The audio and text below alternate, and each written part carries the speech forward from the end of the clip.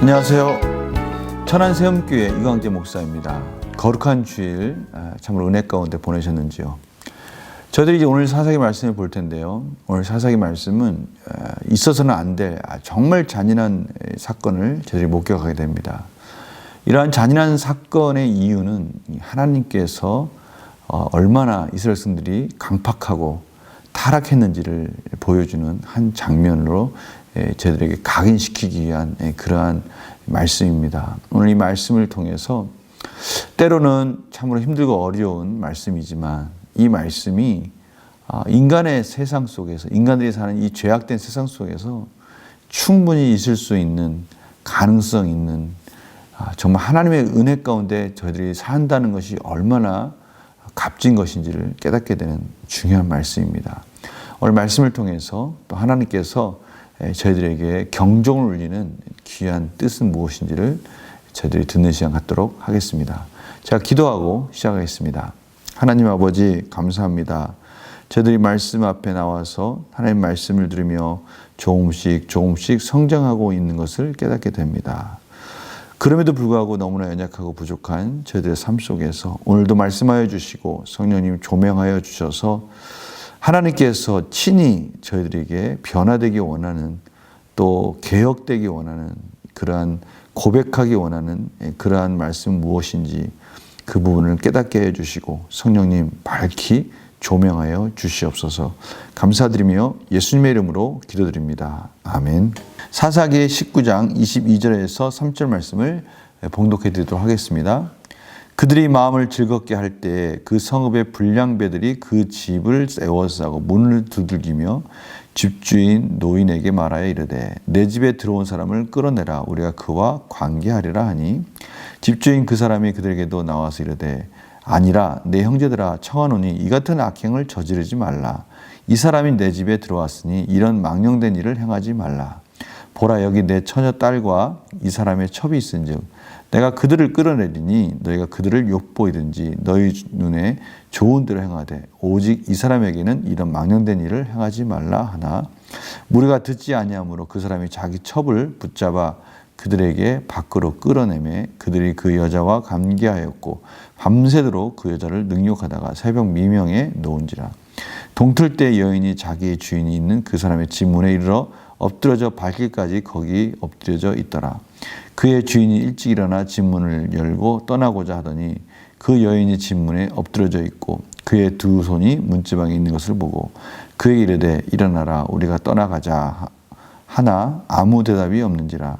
이에 그의 시체를 나귀에 싣고 행하여 자기 곳에 돌아가서 그 집에 이르러서는 칼을 가지고 자기 첩의 시체를 거두어 그 마디를 찍어 12덩이에 나누고 그것을 이스라엘 사방에 두루 보내매 그것을 보는 자가 다 이르되 이스라엘 자손이 애굽 땅에서 올라온 날부터 오늘까지 이런 일을 일어나지도 아니하였고 보지도 못해도다. 이 일을 생각하고 상의한 후에 말하자 하니라. 아멘. 오늘 본문을 보면요, 이 레위 사람을 접대한 맞이한 그 노인의 집에서 이제 즐겁게 식사를 나누고 담소를 나누고 있는데 기부와 불량배들이 이 집을 에워싸고 문을 두들기며 집주인 노인에게 내 집에 들어온 사람을 끌어내라 우리가 그와 관계하리라 라고 외칩니다. 이 관계한다는 말은 성관계를 말하는 것이죠. 그러니까 한마디로 말하면 이 사람들은 남자이고 또 그 집에 온 레위 사람도 남자이니까 동성애를 하겠다고 말하는 것이죠. 이것은 마치 창세기에 롯의 집에 온 천사들을 그 지역 소돔과 고모라 사람들이 관계하고자 에워싸는 장면하고도 유사합니다. 지금 이 부분을 말씀하시면서 하나님이 이 사사기의 마지막 부분 이스라엘 사람들이 얼마나 타락했는가, 소돔과 고모라와 방불하지 않다, 다시 말하면 멸망받아 마땅한 지경까지 이르렀다라는 것을 오늘 이 한 장면을 통해서 말씀해 주고 계시는 것이죠. 그러나 이들만 그렇습니까? 그렇지 않습니다. 이렇게 관계하겠다 하고 그 집주인에게 그 레위 사람들을 밖으로 끄집어내라 라고 했을 때 이러한 상황 속에 이 집주인과 레위 사람도 참으로 그 처신하는 방법이 너무나 안타깝습니다. 이 집주인은 뭐라고 합니까? 여기 내 처녀 딸과 이 사람의 첩이 있은즉 내가 그들을 끌어내리니 그들을 욕보이든지 너희 눈에 좋은 대로 행하라 라고 하는 거예요. 아니 레위 사람을 보호해 주는 것도 좋지만 그렇다고 첩이나 또 자기 처녀 딸을 갖다가 그렇게 하라고 말하는 그것도 참 안타까운 것이죠. 그게 무슨 의도가 있는지 참 강팍한 마음은 밖에 온 불량배 청년들이나 이들이나 별 다름없다라는 것을 지금 말씀하고 있어요. 그리고 나서 결국 첩을 붙잡아서 그들에게 밖으로 끌어내게 주면서 이 레위 사람은 자기 자신은 살려고 하죠. 이 첩은 안타깝게도 밤새 이들에게 시달림을 받고 결국 레위 사람이 머무르고 있는 그 집 문설주에 와서 그 집 문에 이르러 그 집에 엎드려져 가지고 발기까지 거기 엎드려져 있었던 것이죠. 참으로 안타깝게 숨을 거둔 것이죠. 그의 주인이 일찍 일어나 집 문을 열고 떠나고자 하는데 그 여인이 집 문에 엎드려져 있고 그의 두 손이 문지방에 있는 것을 본 겁니다. 얼마나 안타까운 장면입니까? 밤새 참으로 희생 제물이 된 거예요. 그런데 여기에 대해서 이 레위 사람은 아무런 반응이 없습니다. 그냥 우리가 떠나가자 하고 그 여인을 이렇게 세우는 것이죠. 그러나 그 여인은 아무 말도 없이 이미 숨을 거둔 상태였습니다. 그러자 이 레위 사람이요 주저하지 않고 그 첩을 그 시체를 낙에 싣고 자기 있는 곳에 돌아가서 칼로 12토막을 내서 각 지파로 보내게 되고요. 각 지파에서 이러한 내용들을 듣고 나서 애굽에서 나온 이후로 이런 일은 없었다라고 하면서 이제 소집을 하게 되는 겁니다. 이런 일이 없었다라는 것이 뭐 두 가지 다 의미가 있을 것 같아요. 한 여인을 이렇게 비참하게 이렇게 밤새 시달리게 괴롭힌 적도 없었고요.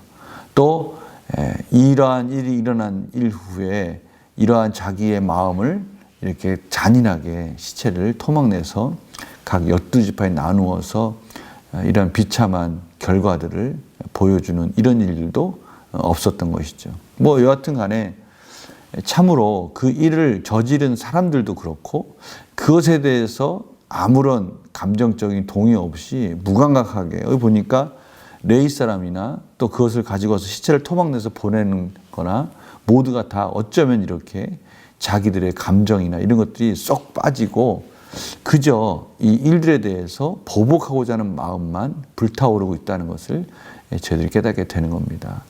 이러한 상황 속에 얼마나 영적으로나 도덕적으로 완전히 땅에 추락해 있는 그 이스라엘 백성들의 모습을 저희들이 보게 되는 것이죠.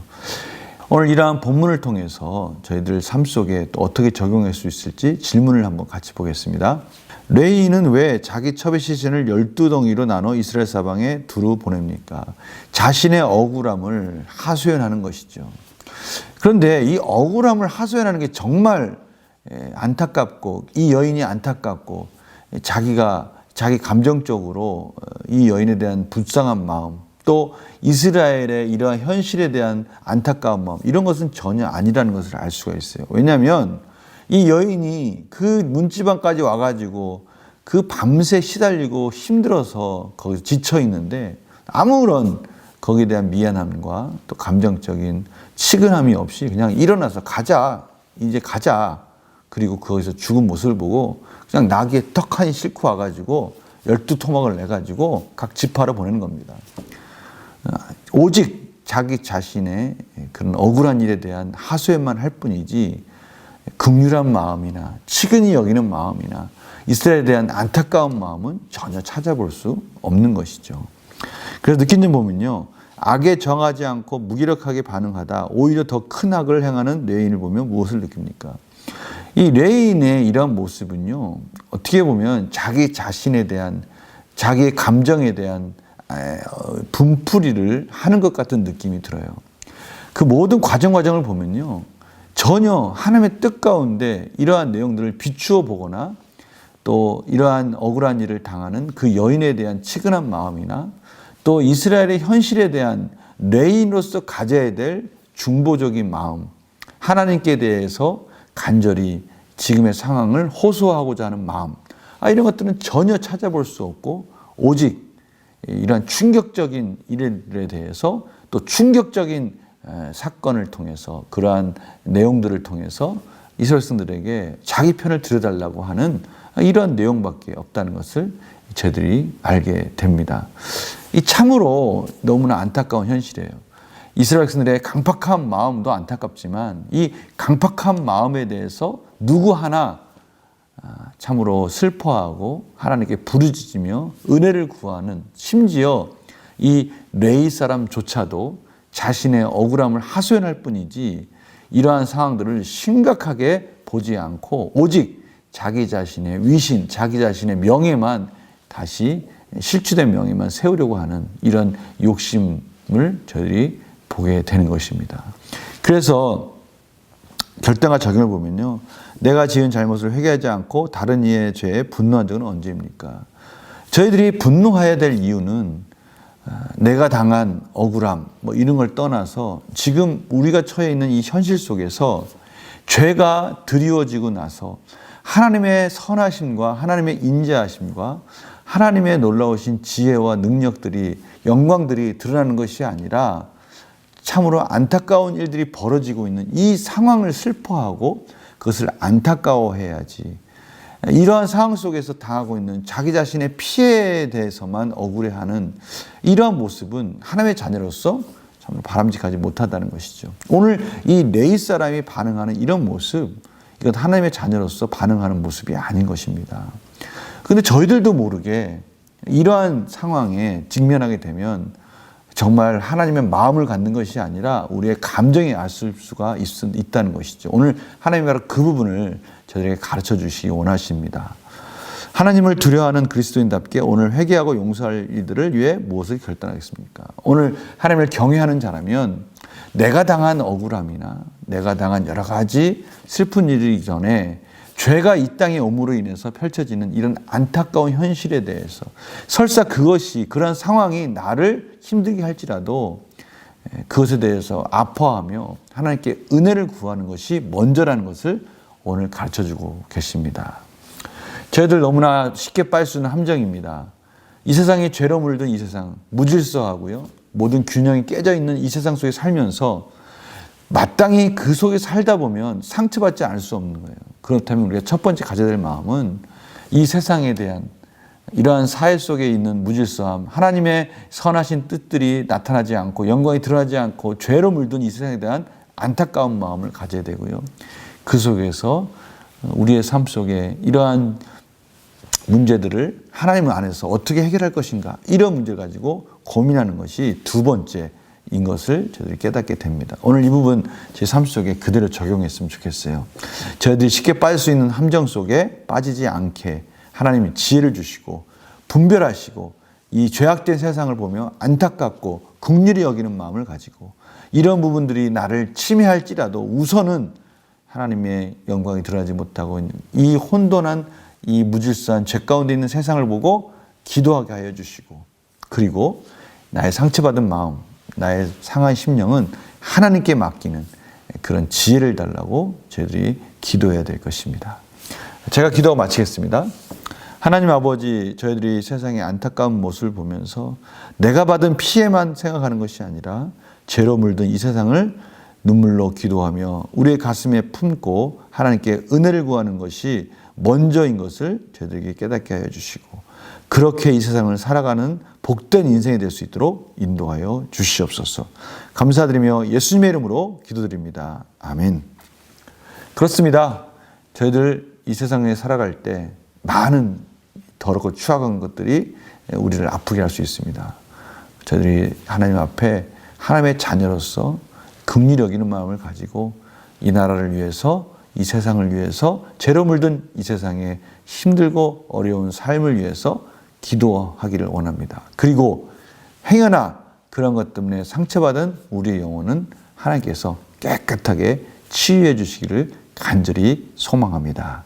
내일 또 뵙겠습니다. 안녕히 계세요.